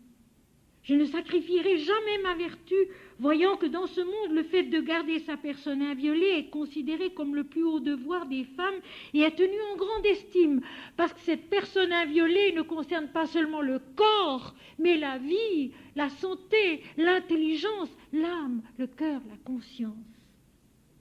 Ô toi qui possèdes une riche splendeur, toi qui es toute la lumière de la vie, la lumière de Dieu, c'est seulement pour éprouver la puissance de mes mantras que je t'ai appelé par pur enfantillage. J'ai voulu savoir ce que j'avais reçu. Considérant que ceci a été fait par une fillette d'âge tendre, il convient au Seigneur que tu lui pardonnes. Je n'ai pas fait exprès. J'ai agi par ignorance. Je me trouve, elle le dira tout à l'heure, dans une situation effroyable. Je me trouve devant une obligation que je ne me sens pas capable d'assumer. Alors il convient, toi qui es la splendeur du jour, toi qui es le créateur et l'illuminateur de la terre et des âmes, il convient que tu me pardonnes parce que je suis encore une fillette d'âge tendre. Peu à peu, l'invisible va maintenant devenir plus réel que le visible. Pas à pas, tout s'intériorise et c'est dans l'invisible que tout sera possible. L'invisible devenant plus réel que le visible. Surya dit alors, c'est parce que je te considère comme une enfant, Kunti, que je te parle avec douceur. À quelqu'un qui ne le serait pas, je n'accorderai pas cela. Donne-toi à moi, Kunti. Tu atteindras certainement le bonheur par là. Et le bonheur dans la bouche de Dieu, c'est une croissance spirituelle. C'est une naissance à la vérité, ce n'est jamais autre chose. Le bonheur, c'est une croissance intérieure, c'est une naissance spirituelle, une conception divine. Puisque, ô timide jeune fille, tu m'as invoqué avec des mantras, avec l'exigence croissante du divin en toi. C'est avec ça qu'elle a invoqué Surya, mais pas disons au nom d'elle-même, pas au nom de la personne humaine qu'elle est. Il n'est pas convenable que je m'en aille sans qu'un but ait été atteint. Une croissance, un devenir, une parole de vérité qui est semence de vie et de vérité en nous. Car si j'agissais ainsi, je serais alors, ô toi, ô membre parfait, un objet de moquerie dans le monde, Dieu se reniant lui-même, Dieu se rétractant lui-même, Dieu montrant sa faiblesse par rapport aux hommes, et aux belles jeunes filles la risée de tous les êtres célestes. Je renierai ma propre puissance divine, ma propre authenticité divine. Ce que Dieu veut s'accomplit.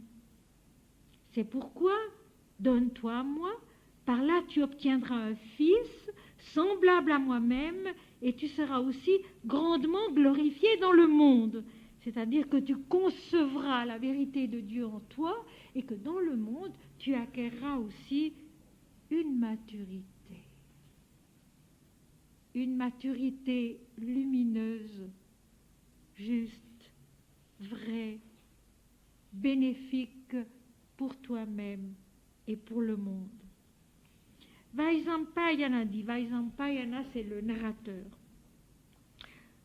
Quoique cette noble jeune fille lui parlât en termes doux et variés, elle fut cependant incapable de dissuader ce Dieu aux mille rayons. Et comme elle ne parvenait pas à fléchir celui qui dissipe l'obscurité, finalement, par crainte d'une malédiction, elle réfléchit au roi longuement. Comment mon père innocent et aussi le brahmane peuvent-ils échapper à la malédiction de Surya en colère à cause de moi?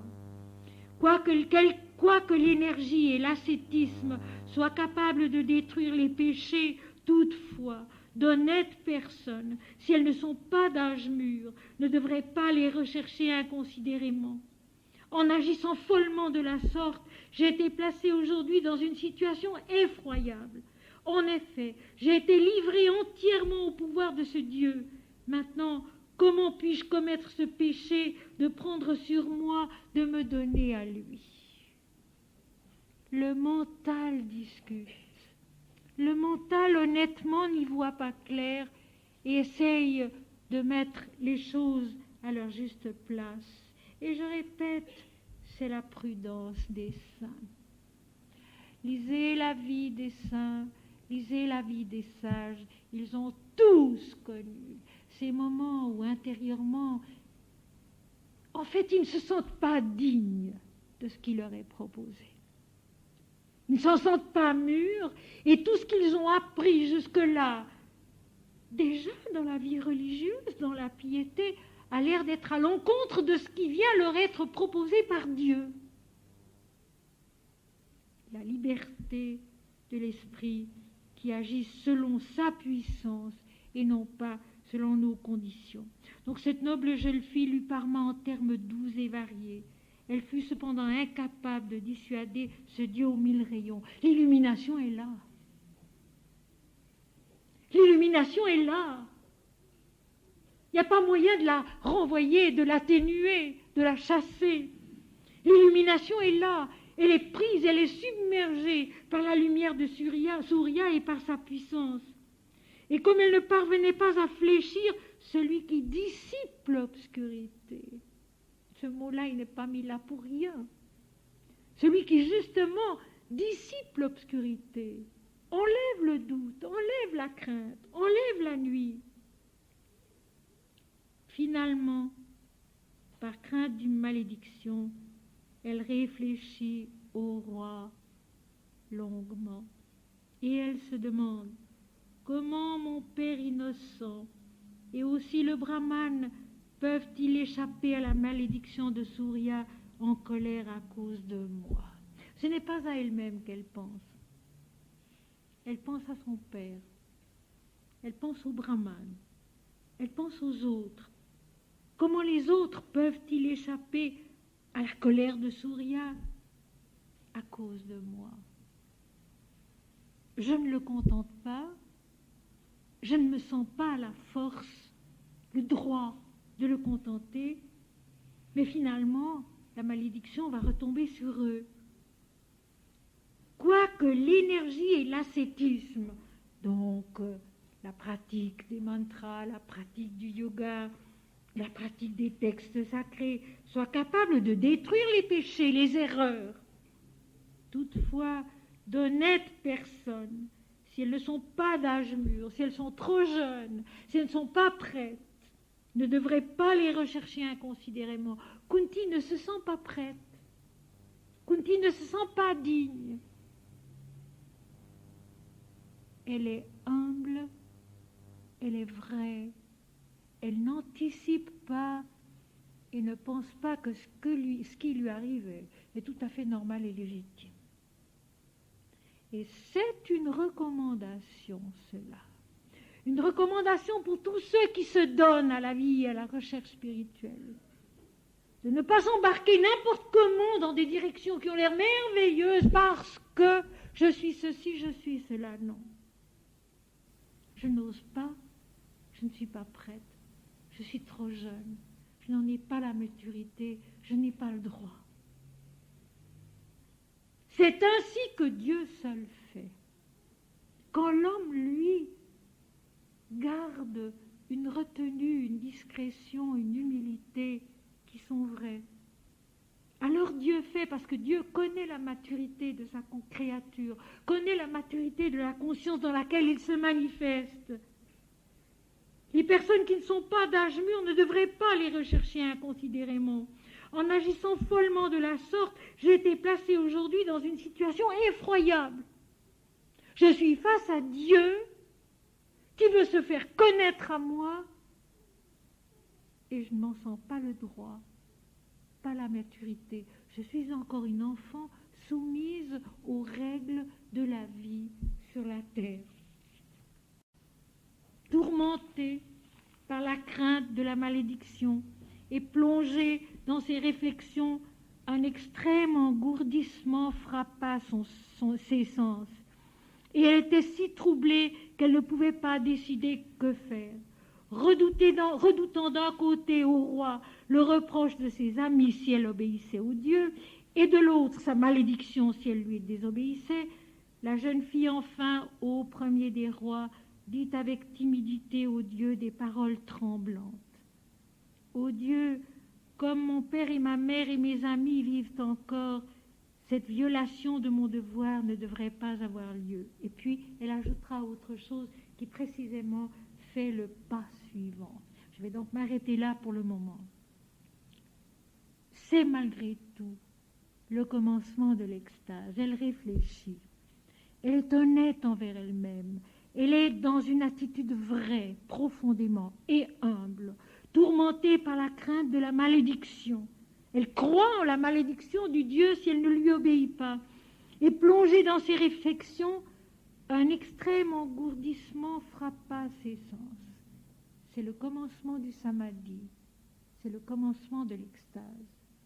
Elle est peu à peu figée à l'intérieur d'elle-même, abandonnée malgré elle à la force de l'extase qui l'envahit et qui la maîtrise. Et elle était si troublée qu'elle ne pouvait pas décider que faire. Redoutant d'un côté au roi le reproche de ses amis si elle obéissait au Dieu, et de l'autre sa malédiction si elle lui désobéissait, la jeune fille enfin, au premier des rois, dit avec timidité au Dieu ces paroles tremblantes. Et ces paroles qu'elle va prononcer, c'est justement le pas juste qu'elle devait accomplir. Elle lui dit: si, ô Dieu, je commets cet acte avec toi, la réputation de cette race sera sacrifiée dans ce monde à cause de moi. Cependant, au premier de ceux qui dispensent la chaleur, si tu estimes que c'est un acte méritoire, je répondrai à ton désir alors même que mes parents n'ont pas pu me remettre à toi. Certainement la vertu, la réputation, la gloire et la vie de toute créature est établie en toi. Tout d'un coup, Kunti comprend qu'il s'agit peut-être de quelque chose de plus grand, de plus haut. Si je me donne à toi, Si toi, qui es Dieu, tu estimes que c'est juste, que c'est vrai, que c'est méritoire, autrement dit, que cette action vient de Dieu et non plus de l'homme, alors j'accepte. Je ne comprends pas.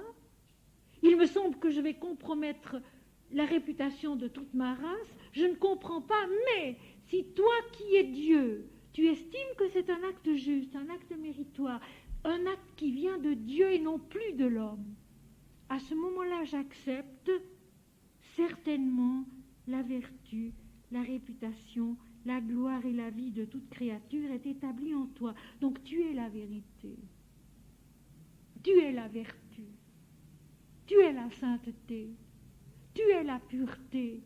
Donc je m'en remets à toi. Si ce qui va se passer vient bien de Dieu, je l'admets parce que toi, tu es la vérité, tu es la sainteté, tu es la justesse de toute la vie.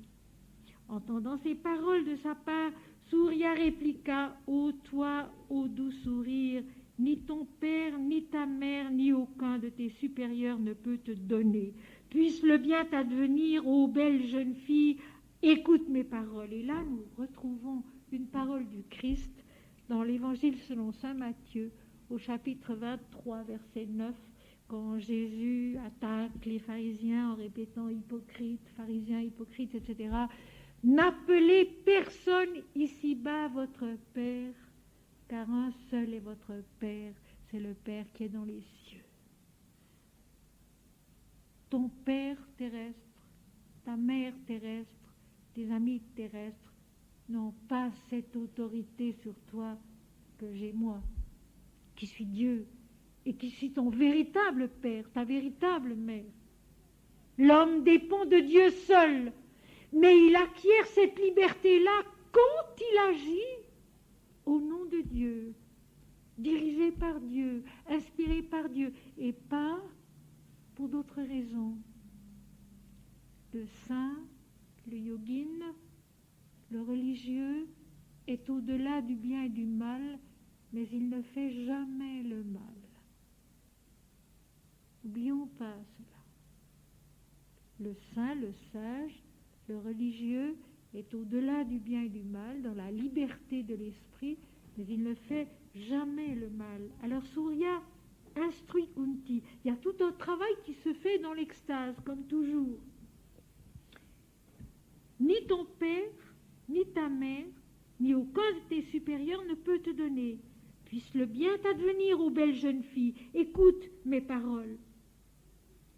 Tu ne seras, ô dame, aucunement coupable de péché en accédant à ma demande. Comment puis-je, moi, qui désire le bonheur de toutes les créatures, commettre un acte injuste? Que tous les hommes et toutes les femmes ne soient liés par aucune contrainte est la loi de la nature. La condition opposée est une perversion de l'état naturel. Tu resteras pur après m'avoir satisfait, et ton fils sera de même puissamment armé et illustre. L'homme, la femme sont libres en Dieu. L'homme, la femme sont libres en Dieu. Et cette liberté, mes amis, ces chemins de la liberté passent par le cœur, passent par l'amour. L'amour de Dieu et des autres, l'amour de Dieu et des hommes. Notre liberté en Dieu est totale parce qu'elle est l'amour de la vérité, l'amour de Dieu, le service et l'amour des hommes. Et Surya l'explique ici à Kunti: tu ne seras aucunement coupable de péché en accédant à ma demande.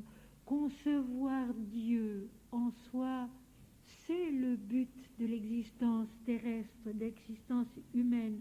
C'est la vérité accomplie, ce n'est pas une faute. Comment puis-je, moi, qui désire le bonheur de toutes les créatures, commettre un acte injuste, me faire connaître à toi, enfanter ma propre puissance, ma propre lumière, ma propre vérité en toi? Ce n'est pas un mal, ce n'est pas injuste. que tous les hommes et toutes les femmes ne soient liés par nulle contrainte et la loi de la nature. L'homme naît libre en Dieu. C'est quand il oublie Dieu qu'il n'est plus libre. Il est l'esclave de lui-même, de ses désirs, de ses ambitions, de son orgueil, de son égoïsme. La condition opposée est une perversion de l'état naturel. La condition opposée vient de quoi? De l'oubli de Dieu. La méchanceté dont parle Jésus dans les évangiles. Quand Jésus dit cette race méchante et injuste et infidèle, il veut dire cette race qui a oublié Dieu. L'état contraire est une perversion de l'état naturel. L'homme est né de Dieu, il est libre en Dieu. Mais cette liberté, bien sûr, a des conditions qui sont des conditions saintes et sacrées. Tu resteras pur après m'avoir satisfait, et ton fils sera de même puissamment armé et illustre. Il sera en toi une conception de la vérité de Dieu que tu transmettras au monde. Kunti dit alors, si ô toi qui dissipes l'obscurité de la terre, mais aussi l'obscurité de l'âme, de la conscience, j'obtiens un fils de toi, puisse-t-il être divin? Puisse-t-il être vraiment divin? Alors j'accepte. Si la conception que tu me proposes, c'est une conception de Dieu en moi, alors j'accepte. Puisse-t-il être pourvu d'une cotte de mailles, donc d'un corps de lumière, et de boucles d'oreilles, de l'entendement divin, et puisse-t-il être puissamment armé et doué d'une grande force spirituelle divine. Entendant ces paroles, Surya répondit, « Ô aimable jeune fille, ton fils sera puissamment armé et paré de boucles d'oreilles et d'une céleste cotte de mailles. » Donc il sera paré de l'entendement spirituel, de l'entendement divin et d'un corps inaltérable. Et ensemble, les boucles d'oreilles et la cotte de mailles seront faits par Amrita, c'est-à-dire Shiva, le grand dieu de l'unité spirituelle. Et sa cotte de mailles sera également invulnérable. Donc tout ce que je vais t'apporter, te révéler, concevoir en toi, vient du plus haut de la vérité divine, Shiva, l'unité étincelante de l'esprit. Kunti dit alors, si l'excellente cotte de mailles et les boucles d'oreilles du fils que tu veux engendrer en moi sont en effet fabriquées par Amrita, alors, ô Dieu, ô honorable divinité, que ton dessein s'accomplisse. Donc Kunti jusqu'au bout n'a qu'une idée. Si c'est Dieu et Dieu seul.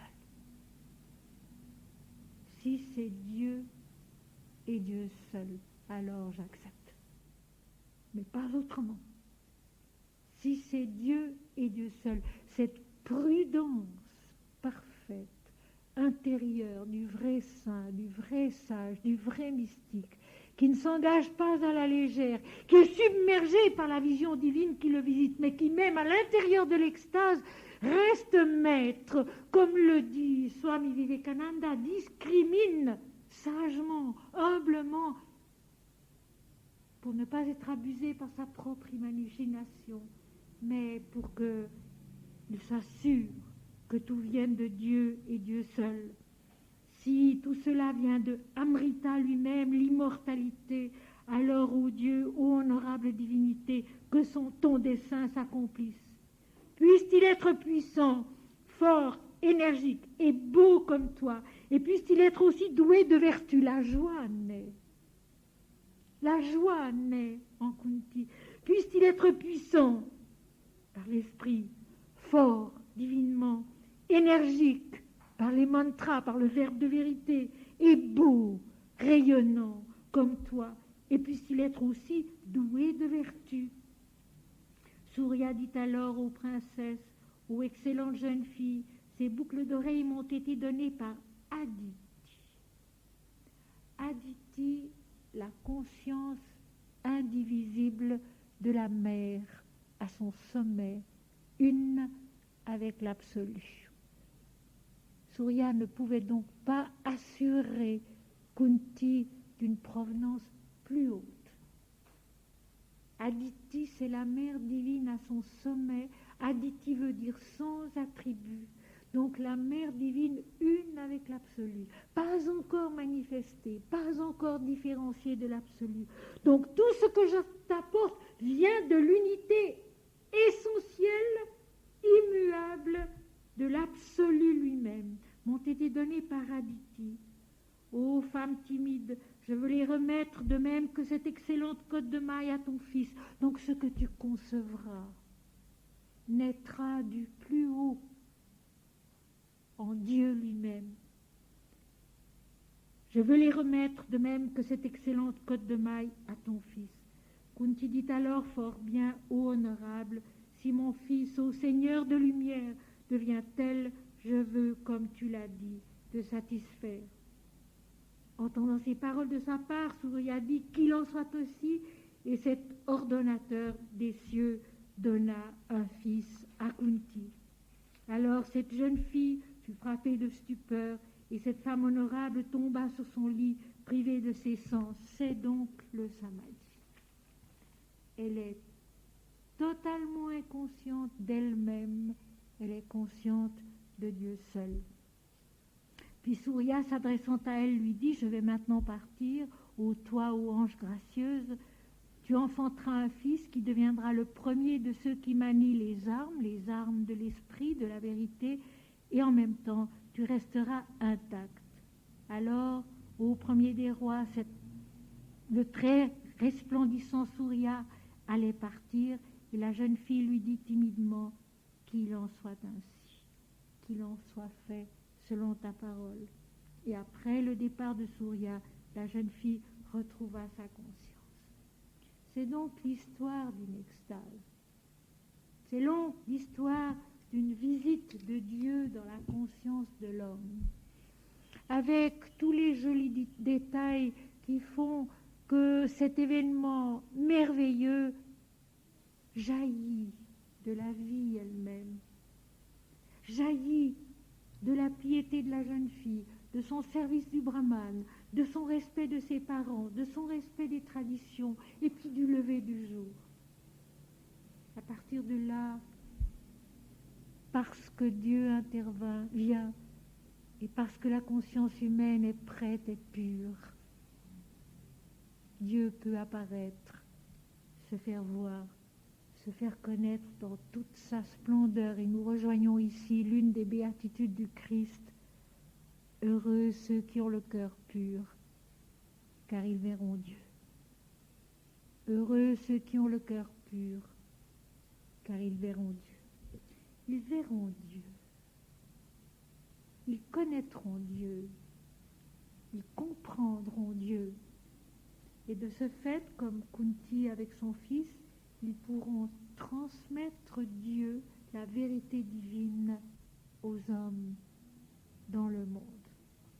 Voici cette séquence du yoga de la princesse Kunti. La prochaine fois, le 13 mars prochain, nous aurons la suite, la gestation puis la naissance du fils de Kunti, tout le travail que cela va comporter, la nouvelle maturation que cela va donner à Kunti. Et puis, si nous en avons l'occasion, nous passerons encore à la deuxième partie en parlant de son mariage avec le roi Pandu et des autres enfants qu'elle aura de Dieu également. Dieu conçu dans la conscience et dans la vie de l'homme. C'est notre but à tous, c'est notre destinée à tous, d'une manière ou d'une autre. Il n'en est pas de plus belle, il n'en est pas de plus haute, il n'en est pas de plus vrai. Tout le reste est transfiguré, bienheureux par là.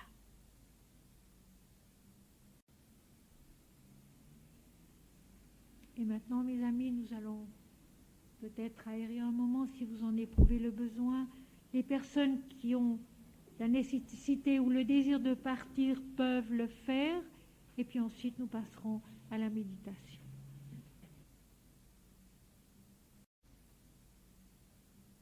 Les yeux. et que ton regard soit l'infini lumineux. Brise ton cœur et que ta vie soit la béatitude. Fais taire la sagesse, car elle est encore trop éloignée de lui. Immobile, ô Fils divin, demeure en celui qui est tout. Le va-et-vient de tes poumons s'est arrêté. Tu ne respires plus, tu es l'existence parfaite. Harmonieuse est la voix du silence immaculé qui est Dieu. Il n'y a pas de fin, il n'est pas de retour. Tu es cela qui ne respire plus, cela qui ne recherche point, cela que rien jamais ne trouble. Tu es cela infiniment. Comment dire cela? Et cependant, tu sais très bien que cela est plus vrai que les mondes, plus vrai que les réseaux habiles de tes phrases, plus vrai que l'étreinte de l'amour et que l'immobilité de la mort. Tu ne remues plus et tu es.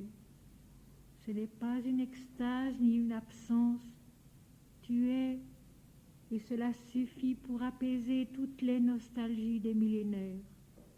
Tu es la lumière qui t'envahit, l'amour qui rayonne de toi, la béatitude qui te pénètre, la vérité qui ne se renie jamais. Tu es, cela tu es, telle une flamme du grand feu où tout est consommé.